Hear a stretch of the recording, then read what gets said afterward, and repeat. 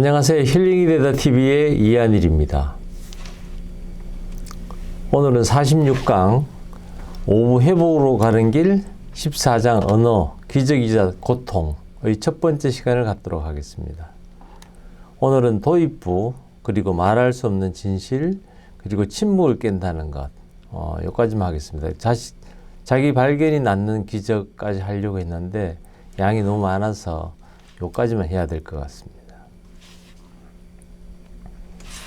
지난 시간에는 마지막 부분 트라우마를 안전하게 다룰 수 있는 마약이 있을까, 그리고 약물 치료는 어떨까, 그리고 회복의 길은 인생의 길이다 라는 부분을 가지고 말씀드렸는데 잠시 살펴보도록 하겠습니다.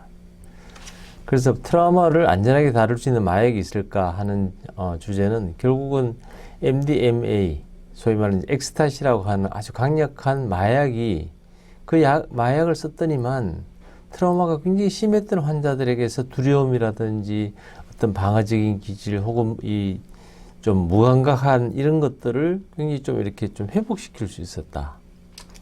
그러면서 이 트라우마로 다시 들어가서 본인이 그걸 다시 이제 이야기로 하나의 완성을 하고 말을 할 수 있도록 도와주는데 이 MDMA, 엑스타시가 굉장히 좀 도움을 줄 수 있었다. 그래서 윈도우 오브 톨러런스를 잘 이렇게 유지할 수 있는 그 안에서 그걸 벗어나서 너무 하이퍼 액티브하거나 너무 깔아져 있지 않도록 그 중간에 적절한 그 톨러런스를 유지할 수 있으면서 트라우마의 기억을 다시 살리고 트라우마를 이야기하는 데 도움이 됐었다. 그런 의미에서 이제 MDMA가 역할이 있을지 모르겠다 하는 게 이제 그때 말씀드린 내용이었고, 또 이제 정신과의 아주 다양한 약들, 미국 소위 말하는 이제 보훈처에서만 해도 2010년 기준으로 45억 불 정도의 굉장히 많은 약들을 항우울제, 또 항정신과 약물, 또 항불안제 이런 것들로 쓰여지고 있었다. 그래서 이제 이런 약들에 대해서, 이런 약들이 비록 치료는 안 되지만 그래도 어쨌든 역할들이 있기 때문에 여기에 대해서 한번 살펴보도록 하는 시간을 그때 가졌습니다. 그래서 이런 약들이 결국은 환자가 어떤 일상에서 막 적극적이고 동기부여가 되고 즐거움을 느끼고 좀 통증을 좀 느끼면서 삶 자체를 느낄 수 없도록 무감각해지게 만드는 그런 역할을 하긴 하지만, 어쨌든 우리가 가장 많이 쓰고 있는 SSRI 같은 프로작이라든지 졸로프트 이런 팩실 이런 약들이 이제 가장 많이 쓰여지는데, 이제 콜크 박사가 본인의 논문에서 이야기하는 거는 결국은 이런 약들만 쓰는 게 아니고 약들하고 같이 이제 소위 말하는 EMDR 요법을 같이 했더니만 훨씬 이 약의 이제 효과도 좋았고, 또 이 EMDR 요법만으로도 했던 것들은 약을 썼던 것보다 더 오래 갔다는 거거든요, 효과가. 왜냐하면 EMDR은 근본적으로 트라우마를 치유하는 부분이고, 약은 그냥 그때그때 이 본인의 감정을 조절하는데 일시적으로 사용됐기 때문에, 그래서 결국 우리가 예상했던 것처럼 EMDR 요법이 훨씬 더 좋다 하는 걸 콜크 박사가 그때 이야기했었습니다. 또 하나는 이제 안정제 혹은 벤조다이아제핀 같은 클로로핀, 벨륨, 자낙스, 아티반 같은 이런 약들을 우리 의사들이 처방을 많이 하는 이런 약들은 결국 마약, 알코올과 같다.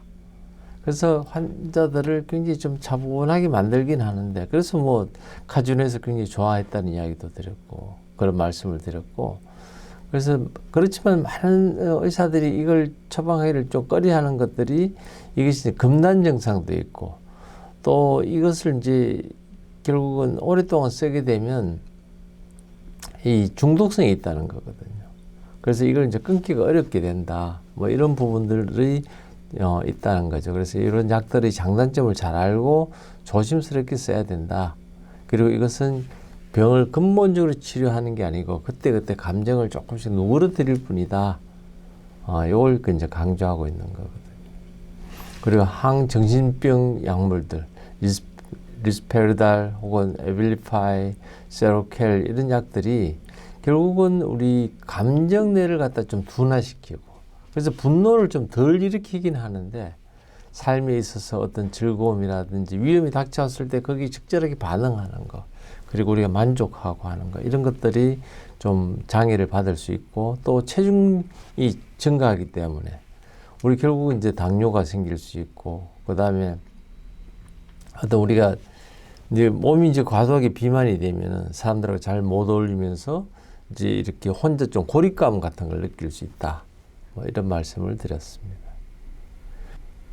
그래서 이런 이 프로작 같은 이런 약들, 이런 뭐 약들이 사실은 이제 PTSD, 특히 이제 전쟁을 겪었던 어떤, 미국은 이제 우리나라는 그런 게 많지 않는데 미국은 아무래도 이제 뭐 이라크 전쟁, 또 아프가니스탄 전쟁, 뭐 많은 전쟁을 겪었기 때문에 결국 이런 약들이 결국은 PTSD에는 별로 도움이 안 된다. 뭐 이런 거거든요. 오히려 도시에서 우리 일상에서 살아가면서 받는 트라우마에는 도움이 될지 모르는데 전쟁을 겪었던 사람들에게는 도움이 되지 않더라. 그래서 같은 PTSD, 트라우마가 있다 하더라도 트라우마의 양상에 따라서 반응이 조금씩 다를 수 있겠다. 뭐 이런 생각을 좀 해봤습니다. 회복의 길은 인생의 길이다라고 이야기하는 빌에 대한, 그래서 10년 전에 베트남 전쟁에 참전했다가 그 이후에 이제 신학대학을 갔던 그 빌에 대한 이야기. 그 당시 이제 이런 빌에 대한 환청과 환시, 이것 때문에 굉장히 심각한 망상성 조현병이라고 첫 진단은 그렇게 나왔지만, 콜크 박사가 그래도 보니까 이거는 그냥 PTSD다. 그냥 기억의 고통으로 인해서 막 여러 가지 이야기를 했을 뿐이지 사실은 그냥 공황장애 정도다. 그래서 이제 그 콜크 박사의 클리닉에서 이렇게 치료를 하면서 뭐 잘 해결이, 한 3년 지난 뒤에 해결이 됐던 이 빌이 다시 18년 후에 그 아들이 이제 군대를 가게 되면서 그 증상이 다시 올라오게 되는. 그래서 그때는 이제 또 콜크 박사가 EMDR이라는, 나중에 또 설명드리는 이 방법으로 치료를. 그러면서 이제 콜크 박사가 봤던 거는, 빌은 또 그 뒤에 이제 그 회중교회 목사님으로서 재직하면서 또 본인이 이제 어떤 또 사역을 하는 과정에서 또 겪었던 많은 일들 때문에 또 갖는 그런 트라우마에 대해서 또 치료하는 그런 시간들이 있었고, 그리고 나서 또 한 5년 지난 뒤에는 또 이 마비가 주기적으로 오면서 이제 회복이 생각보다 잘 안 되고 계속 진행이 된다는 거거든요. 이런 신경학적인 어떤 문제가 있을 때 또 콜크 박사가 또 어떻게 조언을 해주느냐 하면, 이제 펠덴크라이스, 지지난 시간에 말씀드렸던 이런 어떤 물리치료 요법 같은 거, 우리 요가 같은 거, 이런 것들을 통해서 몸을 움직이면서 이제 치료하는 이런 것들을 겪게 되면서 또 다시 이제 이렇게 빌이라는 분이 이제 목사님이죠. 이분이 이제 그 자기의 마비가 오는, 한 번씩 주기적으로 마비가 오는 상황에서도 어쨌든 본인이 그걸 이제 이겨내고자 하는. 그러니까 우리가 PTSD가 한 번에 완전히 해결이 됐다 이게 아니고, 어느 정도 내가 감당할 수 있을 만큼 사이즈를 줄이고, 그 다음에는 내 몸에 남아있는 걸 내가 잘 조절해 가면서 잘 이렇게 하는 방법들을 나름대로 터득할 수 있도록 콜크 박사는 이렇게 도와주는 이제 그런 역할을 아마 잘 했다, 이렇게 생각할 수 있는 거죠. 그래서 이 빌이라는 분은 본인이 겪은 고통을 또 다른 사람들하고 이렇게 나누면서 그걸 갖다가 이제 잘 이렇게 옆에 사람을 잘 도우면서 본인의 또 이 트라우마를 잘 해결하는, 이제 이것이 트라우마를 겪는 사람들이 인생을 쭉 노년까지 살아가면서 본인들이 이제 잘 감당할 수 있도록 도와주는 것이 치료자의 역할이다. 이게 아마 콜크 박사가 하고 싶었던 이야기일 겁니다. 오늘은 언어, 기적이자 고통, 이제 도입부와 말할 수 없는 진실, 침묵을 깬다는 것, 요 세 부분에 대해서 말씀드리겠습니다. 먼저 도입부의 시작은 윌리엄 셰익스피어의 맥베스에 나오는 이제 문구부터 인용을 하면서 시작을 합니다. 슬픔을 말하시오. 그게 말하라는 거죠. 내 슬픔을 말을 하게 되면 이 막 가슴은 막 이 미어 터지지만 이게 말을 해야 이제 해결이 된다 하는 게 이제 벌써 이 윌리엄 셰익스피어가 언제 때 이야기하면서 1600년대인가요? 1700년대인가요? 이때 벌써 그런 이야기들이 있어요. 또 차마 눈뜨고 볼 수가 없다. 내가 내 모습을 보면 내 안에 있는 그 정말 내면에 있는 것들은 이 정말 여기서는 뭐 지하실로 다락방으로 쓰레기통 이렇게 표현을 했지만 그것을 들여다보기가 너무 스스로도 역겹거든요. 근데 이것이 바로 나 자신이고 이것을 들여다보면 거기에 금덩이가 있다. 그리고 그것은 이제 말을 할 수 있어야 된다. 이게 이제 이번 시간의 내용이 되겠습니다. 그래서 우리가 2001년에 이제 세계무역센터 공격을 받고 그걸 TV로 보고 이랬던 사람들이 많은 정신적 외상이 있어가지고 이제 미국 국립보건은 아무래도 여기에 대해서 트라우마를 많이 받았을 거다. 하니까 이제 화이자 제약은 이제 아무래도 안정제라든지 신경 뭐 이런 걸 SSRI든 뭐 이런 약들을 만들어내는 되니까 이런 데서 이제 같이 어떻게 좀 도와보자. 그래서 이제 전문가들을 모아서 회의를 해가지고 야 이런 사람들을 대상으로 정신분석을 좀 해보면 도움이 될 거다. 혹은 우리가 인지행동 치료를 하면 될 거다. 뭐 이런 두 가지 요법을 했는데 뭐 지난 시간에 인지행동에 대해서도 그런 말씀을 드렸지만 이 또 정신분석은 또 콜크 박사 이야기는 이게 이제 뉴욕에서 일어났으니까 아무래도 많은 사람들이 뉴욕에 있는 사람들이 이런 PTSD를 겪게 될 거고 그럼 거기 있는 정신과 의사들은 여전히 이제 정신분석에 대한 그 선호도가 높으니까 아무래도 이제 치료법을 두 가지를 정할 수밖에 없었다. 근데 문제는 찾아오는 사람이 별로 없었다는 거예요. 그러니까 사람들은 각자의 방법으로 트라우마를 치유하는데 어쨌든 정신분석을 통하거나 인지행동의 방법으로는 PTSD가 일반인들이 보기에는 별로 도움이 안 됐다고 보는 거예요. 전문가들은 이렇게 하면 돼 이렇게 이야기를 할지 모르지만 실제 소비자, 실제 고통을 겪는 당사자들은 그렇게 도움이 안 됐다. 그래서 이제 스펜스 S라는 분이 이 세계무역센터에서 탈출했던 225명, 그러니까 PTSD를 겪고 있는 사람들한테 당신이 그 트라우마를 어떻게 관리했고 치료했느냐 하니까 그냥 침을 맞았다. 마사지 했다. 요가를 했다. 그리고 이제 EMDR 요법 배우니까 도움이 됐다라는 거거든요. 특히 구조대원, 그때도 소방관들이 막 들어가서 막 많은 사람들이 죽고 또 살아남은 사람들도 많은 트라우마를 받았는데 뭐 마사지가 오히려 좋았다. 그러니까 우리는 정신적인 트라우마가 있으니까 정신적인 부분을 뭔가 치료하기 위해서 정신분석도 하고 CBT도 하고 이러면 도움이 될 것 같은데 일반인들은 내가 정신적인 트라우마를 받으면서 나타나는 신체적인 통증이 있거든요. 신체적인 부담을 어떻게 해결할지에 관심이 있었다는 거예요. 그리고 이것이 트라우마를 극복하는데 실제로 도움이 됐다. 그러니까 우리가 생각을 바꿔야 되는 게 우리는 육체적인 건 육체적인 거고 정신적인 건 정신적으로 해결해야 된다고 생각하지만 사실은 이 정신적으로 발생한 트라우마가 오히려 신체적 부담을 해소하는 이런 뭐 마사지, 요가, 뭐 EMDR 이런 걸로 또 때로는 그 스포츠 운동을 통해서 해결을 할 수 있다. 이런 걸 이제 우리가 알아야 된다는 거죠. 그리고 이 말할 수 없는 진실, 그 말을 해야 된다는 거예요. 이 대화를 하는 것이 트라우마 해소에 효과가 있다. 그러니까 이제 뭐 프로이드도 19세기 말 이제 그런 정신 분석을 하고 이럴 때 본인이 정신과 이런 트라우마가 있는 환자들을 자꾸 면담을 해보니 어떤 그 사건을 본인이 겪었던 사건의 기억을 다시 하게 하고 그리고 그걸로 인해서 어떤 영향을 받았는지 또 주위에 어떤 영향을 줬는지도 이야기를 하게 하고 그래서 아주 디테일하게 상세한 설명을 하게 되고 말로 설명할 수 있게 되면 이게 이제 치료가 된다는 거거든요. 그래서 이 경험적으로 프로이드가 보니까 뭐 잘은 모르지만 결국 사람들이 자기의 트라우마를 설명할 수 있게 되면 이게 되는구나. 이제 이걸 이제 알게 됐다는 거거든요.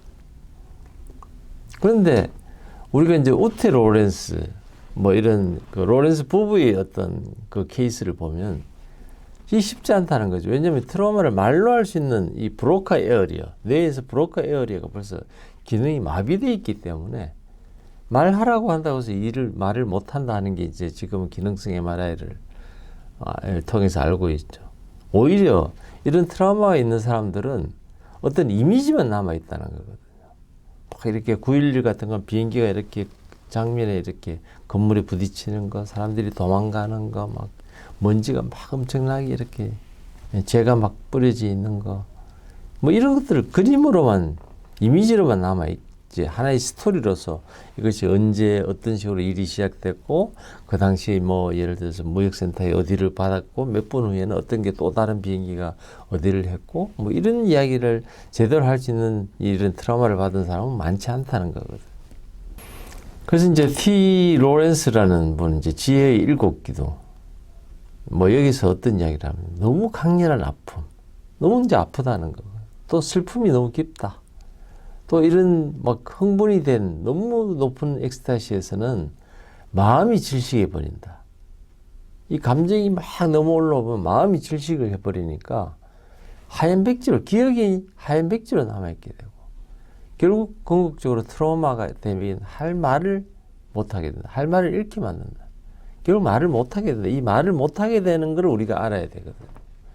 그걸 이제 기능성 MRI에서는 이게 말하는 브로카 에어리가 안 돼서 그렇다는 걸 알게 되지만 어쨌든 우리가 알아야 될 거는 트라우마가 있는 상황을 다시 이야기해봐라, 설명해봐라, 안 된다는 거거든. 그걸 말을 할 수 있도록 그것을 요가를 하든 또 EMDR을 하든 때로는 정서적으로 안정을 찾게 하든 이런 걸 통해서 이제 이게 가능하게 우리가 도와줘야 된다. 그 이야기를 하고 있는 거거든요. 그래서 이 침묵을 깬다는 것이 결국은 이제 말을 해야 된다. 이제 유사한 걸로 콜커 박사가 했던 게 이제 HIV, 에이즈 환자들이죠. 뭐 처음에 1800년대부터 나타난 1980년대부터죠. 1980년대부터 나타났던 HIV, 처음에는 이제 에이즈라 그랬다가 나중에는 이 HIV로 이제 바뀌었는데, 이 HIV가 나타났을 때 사람들이 이걸 뭐 면역 기능이 완전히 셧다운 되면서 사람들이 이제 그로 인한 2차적으로 감염 문제가 생기거나 혹은 암이 생기거나 이래서 결국은 생명을 잃게 되는데, 대부분의 이제 그 당시에 이런 HIV 환자들은 사실은 이제 동성연애자들이, 남자들이 동성연애자들이 대부분이었기 때문에 그 말을 못 한다는 거거든요. 근데 그러니까 이제 자꾸 말을 하지 않으면 이 죽는다. 네가 말을 해야, 당신이 말을 해야 우리가 도와줄 수 있고 그래야 살 수 있다. 그 뭐 영어로는 silence equals death라고. 이 침묵은 곧 죽음이다. 이제 이런 것처럼 PTSD도 이 말을 하지 않으면 결국 영원히 죽는다. 그래서 내가 당했던 일, 나 강간 당했다. 남편한테 두드려 맞았다. 부모님한테 막 이렇게 학대를 당했다. 이렇게 해서 내가 이런 일을 겪었다. 이거를 다른 사람들에게 크게 이야기할 수 있어야 되고, 이것은 치료가 시작됐다는 걸 이야기하거든.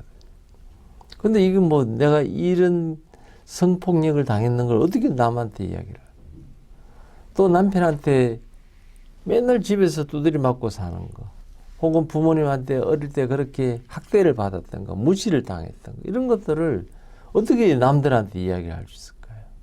그러니까 그런 이야기를 할 수 있도록 상황들을 만들어주고 격려해주고 그 이야기를 하는 것이 당신 잘못이 아니다. 이걸 확신을 시켜주도록 자꾸 이야기를 해서 그런 분위기를 만들게 되면 어느 순간 이제 용기를 내는 거거든요. 그게 치료자가 해야 될 역할이다. 저는 뭐 이렇게 생각합니다. 그래서 이 침묵을 깬다는 것은 결국은 우리가 이 뭔가 침묵을 유지하면 내가 이렇게 내 안에 있는 슬픔, 공포, 수치심을 스스로 내가 컨트롤할 수 있다고 생각하지만 사실은 내가 겪었던 일에 대한 네이밍, 이름을 부여해야 이것을 컨트롤할 수 있게 된다. 내가 겪었던 일을 저거는 폭행이야.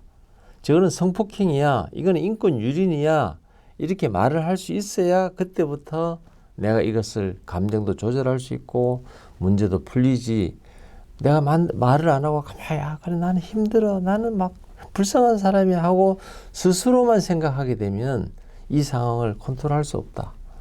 우리가 이제 창세기 성경의 창세기 가장 먼저 이제 성경은 66권의 책이고 가장 첫 번째 책이 창세기라고 하는 영어로 제네시스라고 하는 이것에서 아담이 이제 나오죠. 하나님이 창조하신 인간의 첫 번째 인간이 아담인데 하나님이 아담에게 주어진 임무가 뭐냐면 모든 동물을 책임져라 할 때 모든 동물에게 아담이 이름을 이렇게 각자의 생긴 대로 능력대로 이름을 붙여주거든요.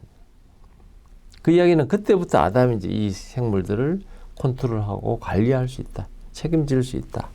뭐 이런 걸 이야기하듯이 내가 상처받은 일이 있으면 이 일이 뭔지 이걸 내가 디파인 한다는 거지. 정의를 내릴 수 있어야 된다. 그래서 이 콜크 박사는 이제 어릴 때 아버지가 막 이렇게 좀 어떤 룰을 집안의 나름대로 룰을 어겼을 때 지하 창고에 가두었는데 결국 이것도 내가 쫓겨나면 어쩌지? 나는 버림받는 게 아닐까? 3살 때니까 뭐 모르잖아요. 그러니까 이제 아버지가 콜크 박사를 그렇게 했던 게 사실 좀 가혹한 거죠. 왜냐면 아버지도 트라우마가 있었다는 걸 콜크 박사의 그 자전적인 이야기, 서문에서 그런 이야기들이 있었거든요. 그러니까 이 어린 아이가 겪었던 이런 겁을 많이 먹었던 것을 이제 내가 말을 할 수 있겠다. 나는 어릴 때 아버지가 나를 학대했어. 내가 물론 잘못했지만 그래도 3살짜리한테 그렇게 하면 안 되지 하고 있을 때 내가 그 이야기를 함으로써 내 자신을 용서할 수 있게. 내가 막 그것 때문에 겁먹고 고분고분하게 막 그런 겁을 먹으면 사람들한테 고분고분하거든요.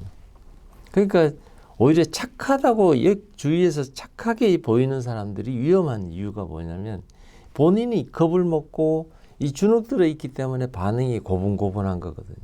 그럼 그것이 진짜 본인이 기쁨을 하는 게 아니고 억지로 하는 거기 때문에 나중에는 어떤 형태로든지 성과가 나타나지 않고 일이 마무리가 안 되고 관계가 나빠지는 쪽으로 연결이 되기 때문에 우리가 너무 고분고분해도 문제거든. 자기 의사를 당당하게 밝히고 서로가 커뮤니케이션 하면서 조율하고 이게 이제 세상을 살아가는 건데 그래서 이 콜크 박사도 이 3살 때 겪었던 일들을 본인이 말하고 그런 과정에서 본인이 스스로를 용서할 수 있게 되고 나니까 이제 주위 사람들하고 당당하게 같이 지낼 수 있고 같이 지내는 이 기쁨을 느낄 수 있었다.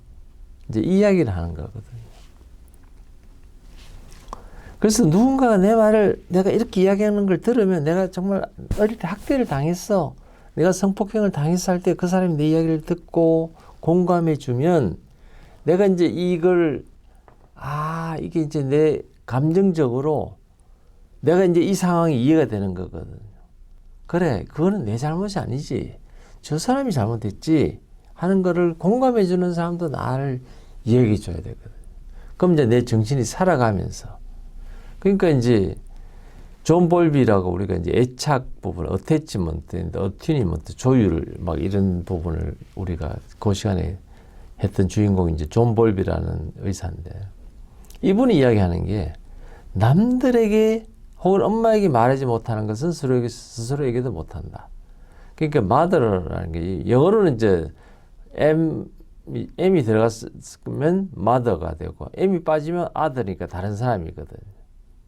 참 어떤 단어를 좀 재밌게 이렇게 표현하는 거죠. 우리는 남들이라고 하는 거와 엄마라고 하는 것이 전혀 다른 어떤 이렇게 기억, 니은, 이 알파벳 소위 말하는 이제 이게 다른데 영어는 mother와 other가 사실은 그래서 이제 존 볼비가 이런 식의 표현을 했는 거는 어쨌든 다른 사람한테 알려라.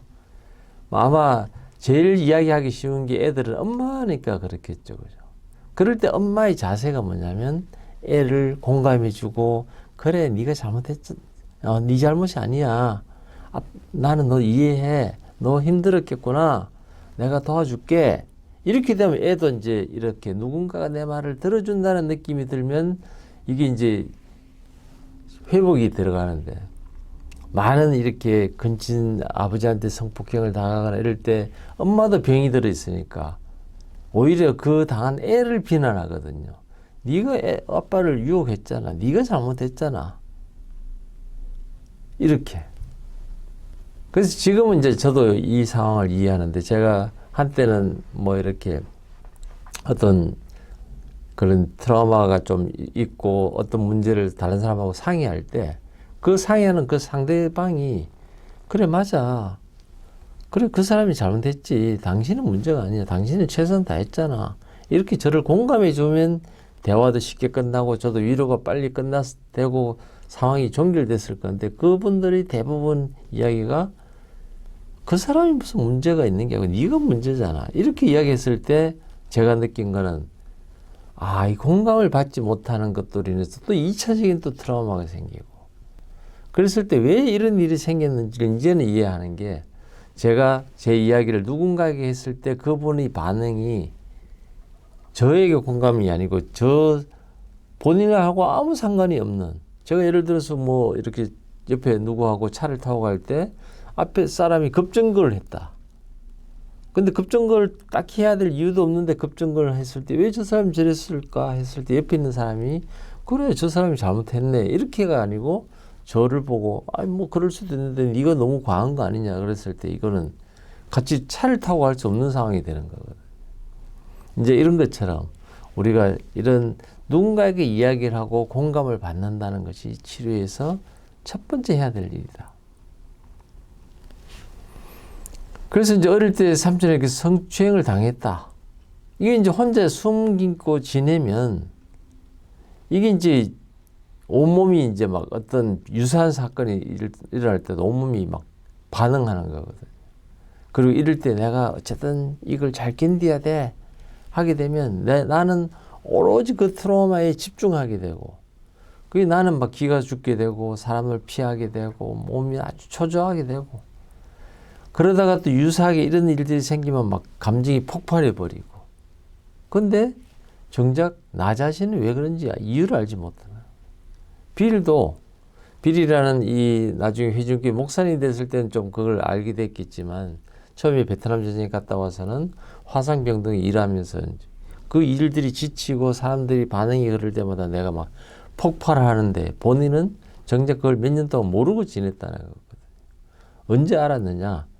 그리고 나중에 본인이 결혼하고 아기를 이제 봐야 되는 상황에서 아기가 울었을 때, 그리고 그로 인해서 베트남전의 상황을 본인이 이제 다시 체험하면서 정신과 의사를 만났을 때 이제 이것이 다시 그 진단이 됐던 것처럼, 실제로는 내가 말로 내뱉게 되면 내가 관리가 되면서 그게 오히려 좋아지는데, 이걸 말을 못하니까 본인 혼자서 관리하다 보니까 이제 이게 이렇게 본인이 통제력을 잃게 된다. 그래서 말을 한다는 것, 침묵을 깬다는 것은 곧 내가 내 삶의 통제력을 가져온다. 이렇게 이해를 하시면 될 것 같습니다. 그래서 이 비밀을 막 감추고 정보를 눌러버리면 본인과 전쟁을 벌일 수밖에 없고, 그럼 우리가 모든 스트레스 호르몬이 막 온몸을 돌아다니고 그러면서 이제 몸에도 증상이 나타나거든요. 두통, 근육통, 소화기능, 소화도 안 되고 막. 또 어떤 경우는 성기능에도 장애를 일으키고. 문제는 본인만 그렇게 고통을 받으면 괜찮은데 본인이 주위 사람한테도 이런 행동을 하게 되고 주위 사람에게도 상처를 주게 되고. 어떤 사람은 제가 이제 회의 중에 전화가 오면 내가 회의하고 전화를 드리겠다 해도 계속 전화를 하는 분이 있거든요. 그러니까 저는 여기 회의를 해야 되고 공식적으로 만나야 될 사람이 있는데 그 전화 밖에 있는 그 사람은 본인의 감정에 빠져서 본인에게 집중하라는 거거든요. 그 옆에 사람한테 상처를 주게 되면 회의를 해야 되는 그분들도 눈치를 보게 되고 업무도 안 되게 되고. 그러니까 우리가 침묵을 유지한다는 거, 말을 하지 않는다는 것이 본인도 고통스럽고 옆에 있는 사람들도 상처를 주게 된다.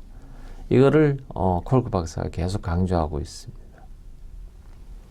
그래서 이제 에드나 포아라는 이제 임상 심리학자가 이런 트라우마가 있는 사람들에게 이 사람들이 스스로를 어떻게 인지를 하고 있나, 이제 그런 외상 후 인지검사라는 걸 이제 그 안에서 해보니 대부분의 이런 트라우마가 심한 사람들은 내면이 죽은 것 같다.